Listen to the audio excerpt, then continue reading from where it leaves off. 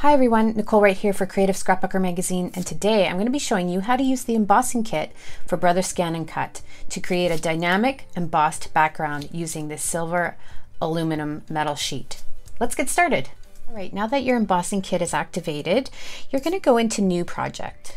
So down the side here you'll have all your different kits available that you can select. So we're going to select Line Embossing. And this is where your images will be loaded.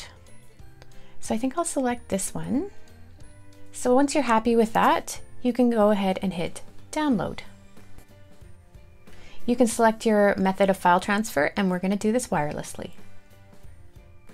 Once you've sent your image wirelessly, you just go here and retrieve data. And because we're doing it wirelessly, we're going to select the wireless option. And now you can see there's the image that we've selected. With your embossing kit, you get these embossing tools. So you're just going to want to select which size that you want, untwist, line up your arrows, and twist the cap back on, and then load it into your machine with the brother facing towards you. The mat loaded with the material we want to emboss, you just want to go ahead and scan the material and hit start.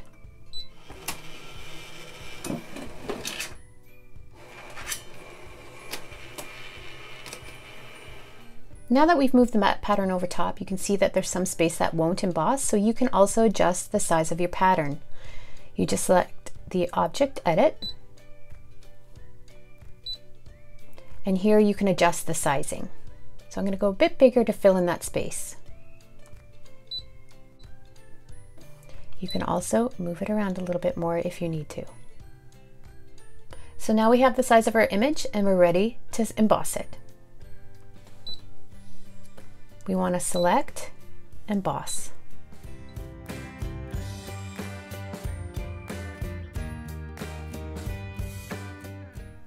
So you can see this beautiful background is all beautifully embossed, perfect for a background for a card, which is exactly what I'm going to make.